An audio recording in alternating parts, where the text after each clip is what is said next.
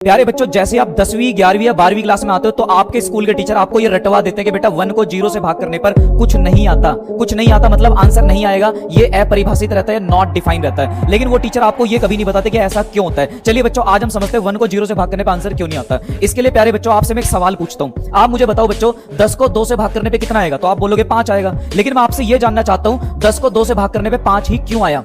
आप इसका जवाब मुझे नहीं दे सकते, तो इसका जवाब मैं दूंगा। प्यारे बच्चों, 10 को 2 से भाग करने पे 5 इसलिए आया क्योंकि आप ऐसे सोचिए, जो नीचे वाला 2 चल रहा है बच्चों, नीचे वाला 2, आप मुझे बताओ इस 2 में इसी 2 को कितनी बार जोड़ूं, इस 2 में इसी 2 को कितनी बार जोड़ूं कि बच्चों ये ऊपर वाले 10 के बराबर हो जाए। तो आप कहोगे सर इसको 5 बार जोड़ लो और 10 आ जाएगा। इसीलिए प्यारे बच्चों इसका आंसर 5 निकल के आया है। समझे बात को? अब इसी तरीके से बच्चों सेकंड वाले पे आ जाओ। यहां पर बताओ नीचे कौन चल रहा है? 5। इसका मतलब क्या है? यहां पर मतलब ये बना इसी 5 में इसी 5 को कितनी बार जोड़ूं कि ऊपर वाले 10 के बराबर आ जाए। आप कहोगे सर 2 बार जोड़ लो। तो प्यारे बच्चों इसीलिए इसका आंसर आता है 2। समझे बात को? अब आप ऐसे यहां पर समझो, यहां पर इसका मतलब क्या बना, इस 0 में इसी 0 को कितनी बार जोड़ा जाए कि किसके बराबर आ जाए? 1 के बराबर। बच्चों आप इसको अनंत बार भी जोड़ोगे तो भी 1 नहीं आएगा। मतलब इस बात का आंसर आएगा ही नहीं, आ ही नहीं सकता इसका आंसर। इसीलिए प्यारे बच्चों 1/0 जो होता है वो हमेशा नॉट डिफाइंड रहता है, अपरिभाषित रहता है। इसका आंसर नहीं बताया जा सकता, या ये कह लो एग्जिस्ट ही नहीं करता है, या ये कह लो दुनिया में इसका आंसर है ही नहीं। इसीलिए बच्चों इसको अपरिभाषित यानी कि नॉट डिफाइंड कहा जाता है। वीडियो अच्छी लगी तो प्यारे बच्चों वीडियो को लाइक और दोस्तों के साथ वीडियो को शेयर जरूर कर दें।